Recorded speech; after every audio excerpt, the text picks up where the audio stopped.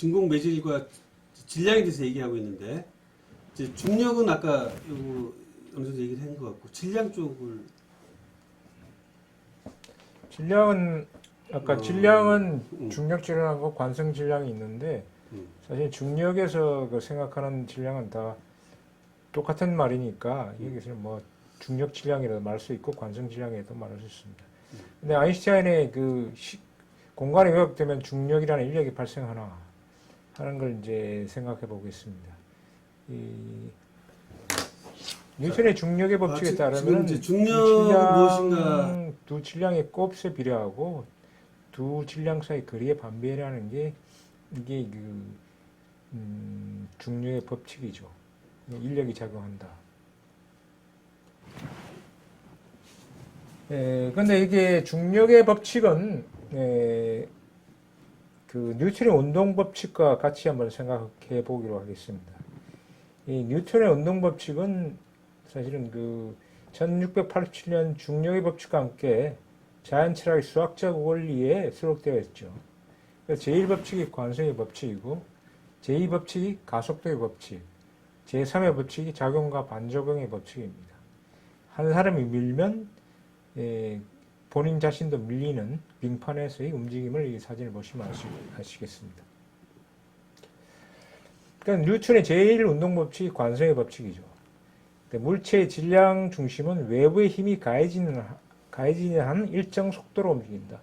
그러니까 외부의 힘이 가해지지 않는 한은 종합적으로 얘기하면 외부의 힘을 모두 합친 것이 0이다 이런 뜻이고 일정한 속도로 움직인다는 것은 수학적으로 표현하면 속도가 시간에 따라 변화가 없다 이런 뜻이죠. 근데 왜 그렇게 될까 하는 것은 이건 법칙이기 때문에 왜란 말을 할 수 있을지 없을지 모르겠지만 왜라는 질문을 한번 해보겠습니다. 왜 그럴까요? 이게 또 그리고 운동을 하게 되면 운동 에너지는 어디에 어떻게 저장되는 것인가?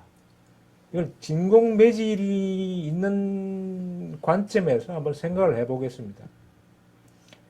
이게 물체가 움직이면은 이게 물체를 움직일 때 빛을 쏘게 되면 빛을 어떤 그 동심으로 전파를 하게 되는데 움직이게 되면은 그 물체가 진행하는 방향에는 파장이 짧아집니다. 그리고 물체가 진행하는 반대 방향은 파장이 길어지죠. 이게 레드 시프트, 반대는 블루 시프트 이런 거죠.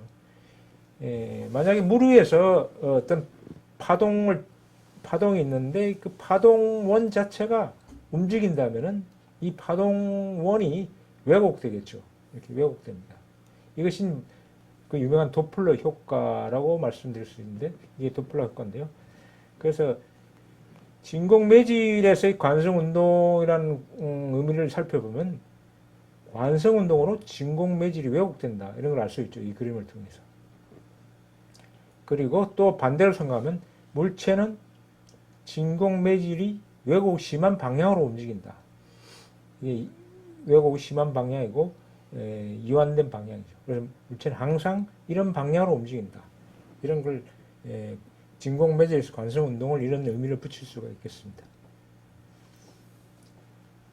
진행하는 방향하고 반대 방향의 어떤 그 파장의 차이가 있습니다. 파장의 차이는 결국 진공 매질의 왜곡의 상태의 차이인데 왜곡이 심한 방향으로 물체가 움직이죠. 이게 관성 운동인데 관성 운동으로 물체의 전후 방향에서 진공 매질의 왜곡의 차이가 생기고 이 차이가 에너지로 저장되고 그래서 이 저장된 에너지가 다시 관성 운동으로 바뀌고 이 운동으로 진공 매질이 왜곡되고 에너지가 저장되고 다시 관성 운동이 일어나고 이게 이제 반복되는 게 관성 운동이고 빛과 같은 경우에는 전기장과 자기장이 두 개가 있기 때문에 이것이 계속 그 전파가 되는데 약간 비슷한 빛의 전파모드와 유사성이 좀 있습니다. 거기서 진공매질이라면 진공매질에 대한 개념을 아직까지 모르는 상태에서 진공에 매질이 있느냐 이런 부분이잖아요. 진공 매질에 관해서는 아까 앞쪽에 진공 매질이 그러니까 지난 강연에서 진공은 고체와 같은 특성을 가지고 있다. 뭐 그런 상황에서 이 강연에서 진공 매질이 이런 식으로 있다는 바탕 하에서 바탕 하에 하는 거죠. 그래서 일반적인 고전 물리에서는 우리가 질량이 있고 진공 안에서는 그 안에 있는 앞방과 같이 돋보리 효과 같이 이러한 파장의 차이가 나타나는 것이 아니라 이것은 일정하게 진공에서는 아무런 저항이 없기 때문에 항상 일정한 속도로 관성이 생긴다 이렇게 표현을 하고 있잖아요. 그렇죠. 근데 네. 이 진공 매질이 있는 상태에서 관성 운동을 어떤 식으로 해석할 수 있느냐 하는 게 지금 제가 한 해석이고, 그러니까 여기서 보면 위치 에너지나 운동 에너지가 본질적으로 같은 것이죠. 위치 에너지나 그러니까 진공 매질의 왜곡된 에너지가 위치 에너지이기도 하고 운동 에너지이기도 하고. 이런 식. 위치 에너지가 운동 에너지로 바뀔 때 그 에너지 차이에서 아까 이 공식이 나오거든요. 근사식이라는 2분의 mv 제곱에서 이 차이가 에너지 차이라고. 에너지 차이가 바로 운동 질량 에너지 등가 원리나 그거나 사실상 같이 보고 있는데 고전 물리에서는 여기서는 조금 이제 그런 개념 잡는 게 쉬운 게 아니라는 이야기입니다. 쉬운 게 아니죠. 근데 그래서 이제 고전 물리에서 관성의 운동을 법칙으로 해가지고 법칙 아래에 뭐가 있느냐 하는 게 우리가 추구하는 방향이거든요. 법칙 아래에 그렇지. 가장 그 법칙이 왜 그러면은 왜 그렇게 나왔느냐 근본적인 문제를 여기서 해석을 해야지만 중력의 기원을 알 수 있겠죠. 중력의 기원을 알 수 있으니까. 그래서 이거 고전역학에서는 운동 에너지는 2분의 1 mv 자승으로 알려져 있는데 이 운동 에너지가 진공 매질에 저장된 에너지, 이 운동으로 생기는 진공 매질 왜곡 때문에 생기는 저장된 에너지, 이건 위치 에너지에 비슷한 거죠. 그러니까 위치 에너지나 운동 에너지나 다 왜곡된 에너지다. 진공 매질이 왜곡된 에너지 한 가지를 표현할 수 있죠. 그 부분이 상당히 어려운 부분이죠. 어려운 부분이지만 뭐 이렇게 밑줄을 긋고 외우시면 되겠습니다. 그래서 특수상대성 이론이나 다른 옛날 이론에서 그 맥스웰 이론이나 특수상대성 이론에서 결국 맥스웰 이론에서 이제 아인슈타인의 상대성 이론이 나오게 됐는데 거기서 도출된 식이 유명한 E = MC 자성이잖아요. 그 질량 에너지 등가. 근데 이게 운동을 하게 되면 M이 증가돼야 합니다. 이게 지금 운동 질량이죠. 그러니까 정지 질량 플러스 운동 질량이 되는 거죠. 그래서 운동으로 생기는 순수한 운동 에너지는 정지 있을 때의 그 에너지를 빼야지만 순수한 운동 에너지가 되잖아요. 그래서 운동 질량에다가 정지 질량을 빼고 빛의 속도의 제곱을 곱하면 이게 실제 운동 에너지가 되는 거죠. 그래서 이걸 식을 풀면 MC 제곱 빼기 M0 C 제곱인데 M0가 정지 질량이고 M은 운동 질량이다 이거죠. 근데 실제 속도는 굉장히 작기 때문에 이건 거의 비슷해요. 근데 이걸 식을 간단히 하게 되면 감마 마이너스 1 곱하기 M0 되는데 이 감마가 물체의 운동을 표현하는 이 식으로 대체될 수 있는 거죠. 이 식이 바로 로렌츠 팩터라고 그러는데 물체의 속도하고 빛의 속도의 비의 함수죠. 거의 1이잖아요. 이거는 거의 1인데 근사식으로 거의 1이지만 1.00 몇이라도 그 첫 번째 항이 얼마냐? 그게 이제 운동 에너지로 나타납니다. 그게 이제 이게 그러면 속도가 대단히 빨라졌을 때 이란 부분이 실제적으로 나타나는 확실히 거지. 늘어나죠. 일반적으로 뭐 우리가 말하는 아무리 속도가 빨라봤자 빛의 속도에는 접근을 못하기 때문에 그때 나타나지 않는다는 이야기예요. 그렇죠. 그럼에도 불구하고 운동 에너지는 여기서 산출이 될 수가 있습니다. 이걸 완전히 1을 해버리면은 1에 가깝지만 1을 해지면 운동 에너지가 없잖아요. 그렇지만 운동 에너지를 이 시로부터 산출할 수 있는 게 바로 이제 이게 수학적인 기법이에요. 이게 테일러 급수라고 해서 이 식을 좀 복잡하지만 이런 속도의 함수로 계속 이 전개를 할 수 있습니다. 이걸 많은 식으로 표현할 수 있죠. 이게 이제 수학적 기법의 테일러 급수로 전개한다는 것인데, 그러면 여기서 속도가 빛의 속도가 아주 작기 때문에 이 테일러 급수로 나오는 무한대의 시기에서 첫 번째 항만 유효합니다. 예, 사실상 그 뒤는 당연히 속도가 이거 빛의 보면 속도보다는 훨씬 작기 차이기 때문에 때문에 이거는- 의미가 없는 이거는 거죠. 제로죠, 제로. 예, 거의 0에 가깝다. 그래서 2분의 1 MV MV 자성이 제곱이 되죠. 된다, 이 예, 말이죠. 그렇죠. 예. 그래서 운동 에너지는 그 말하자면 진공 매질의 왜곡의 차이에서 발생하는 데는 왜곡 에너지다. 이런 식으로 이렇게 표현할 수 있는데 그걸 이제 이 도형으로 표시하면은 이렇습니다. 그래서 이제 직삼각형 한 변에 꼭 직삼각형 그 한 점에서 그 변으로 수직선을 내리고 그 변을 양분을 해가지고 x하고 y로 나누고 그 다음에 그 다음에 수직선 이걸 z를 할 때 z 제곱은 xy로 표현됩니다. 근데 x를 로렌츠 인자의 1 v 나누기 c, 그럼 y를 1 v 나누기 c로 두면은 이 z란 뜻은 결국 로렌츠 인자의 역수가 된다. 도형적으로 해석하기 때문에 이것에 대한 의미는 다음 강연에서 또 더 상세히 말씀드리도록 하겠습니다. 그래서 이제 이 관성 운동에서 우리가 생각을 해본 게 관성 운동은 진공 매질 왜곡이 증가하는 방향으로 물체의 직선 운동이잖아요. 근데 그 물체가 회전 운동하면 어떻게 했습니까? 그러면 2차원 점대칭의 진공 매질의 왜곡이 발생하게 되겠죠. 예를 들면 여기서 뭐 물체가 회전한다 치면은 이게 이쪽 방향에서 계속 왜곡이 증가되는 것이 이제 이 점대칭적으로 이게 발달할 겁니다.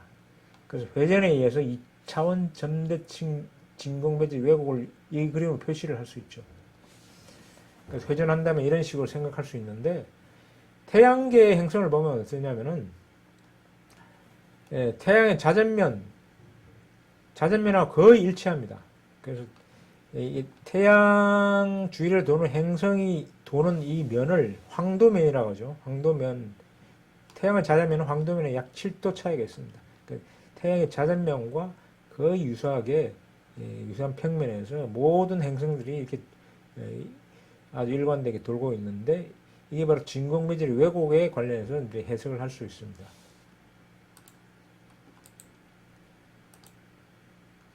그래서 이거는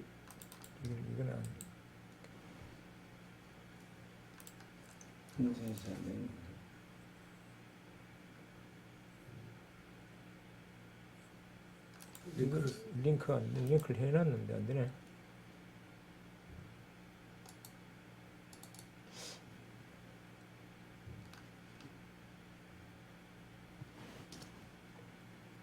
일단 넘어가기로 하고요.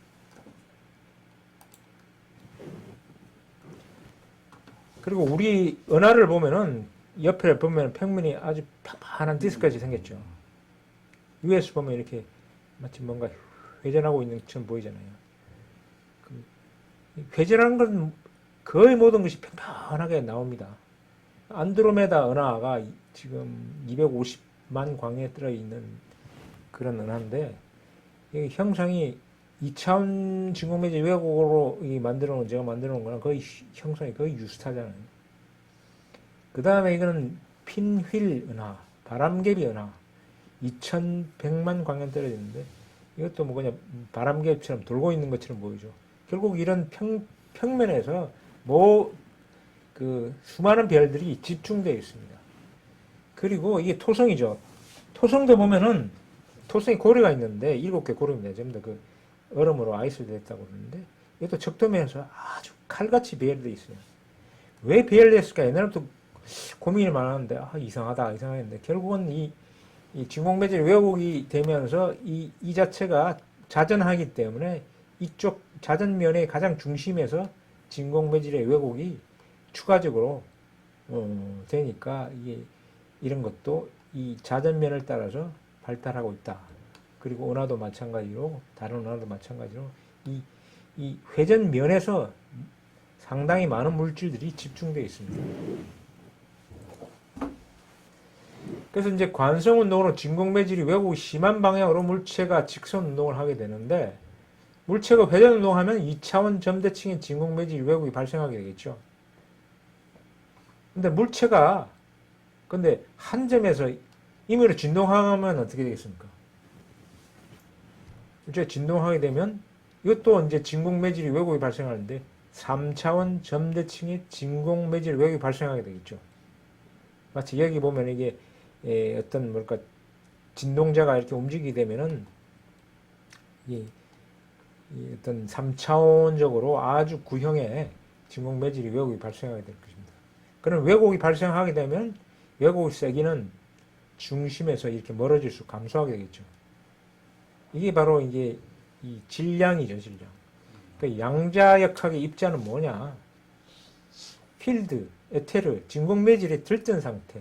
결국 들뜬 상태가 진동 상태죠, 진동. 이게 진동을 하니까 이게 뭔가 이게 부피가 늘어난 것처럼 왜 부피가 늘어나냐? 진공 매질이 그 점에서 진동을 하기 때문에 이 진공 매질을 왜곡시키고 부피가 늘어난 것처럼 보이죠.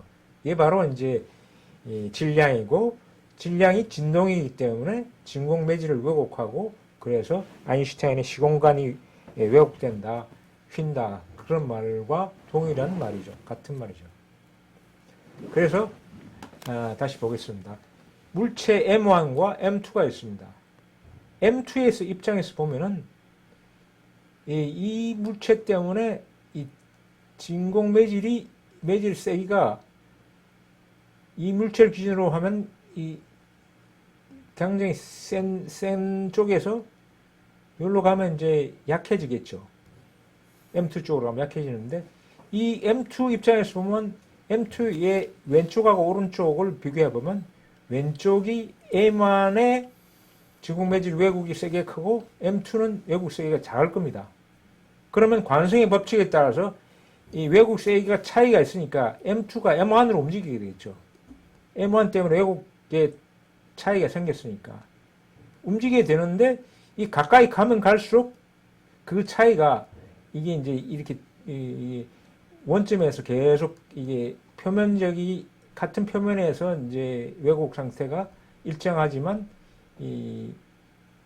이런 위치상으로 보면 가면 갈수록 왜곡의 차이가 크게 되는 거죠. 이 M1에서 M2 입장에서 보면 왜곡의 차이가 세지니까 가속이 되는 겁니다. 그래서 가속이 되니까 이게 바로 중력 가속도가 되는 거죠. 그래서 M1에 의한 진공 매질의 점대칭 왜곡이 발생하고 M2 양단에는 왜곡 차이가 발생하는 거죠. 왜곡 차이가 발생하면 관성 운동에 따라서 관성의 법칙에 따라서 M2가 M1 쪽으로 관성 운동을 하게 되는데 하면 할수록 이 왜곡 차이가 세지죠. 왜곡 차이가 증가되고 그래서 가속 운동을 하기 때문에 이게 바로 중력이란 형태로 나타나는 겁니다. 힘은 같은 건데 힘의 크기는 같지 않아요. 거리가 좁아지기 때문에 힘은 세지죠. M1과 M2는 서로 작용 반작용에 그러니까, 의해서 힘은 사실상 상대적인 힘은 같죠. 그래서 제가 여기서 말씀드린 것은 이게 이제 중력이 뭐냐면 진공 매질 왜곡이 증가하는 방향으로의 직선 운동 결과 왜곡 세기가 증가되기 때문에 발생하는 즉 속도가 증가하기 때문에 발생하는 게 중력이고 힘이 아니고 힘처럼 보이는 거죠. 즉 힘이 있기 때문에 이 결국은 가속도 중력은 관성 운동의 특수한 형태. 관성 운동이지만 또 가속이 생기고 그 다음에 아까 말씀드렸처럼 힘이 똑같다는 작용과 반작용의 법칙. 그래서 제가 결론이 뭐냐면 중력에는 뉴턴의 운동 법칙 세 가지 법칙이 뭉쳐 있는 거예요.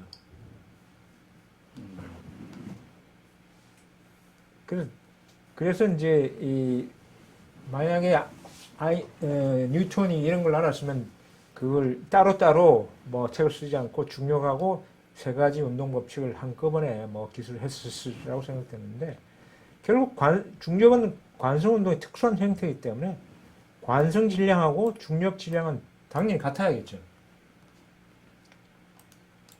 중력은 관성 운동이랑 같은 말이니까 관성 운동 하다가 이제 그 진공 매질 왜곡이 세지기 때문에 가속도가 나는 것처럼 보이는 것이기 때문에 결국 관성 질량하고 중력 질량은 같다.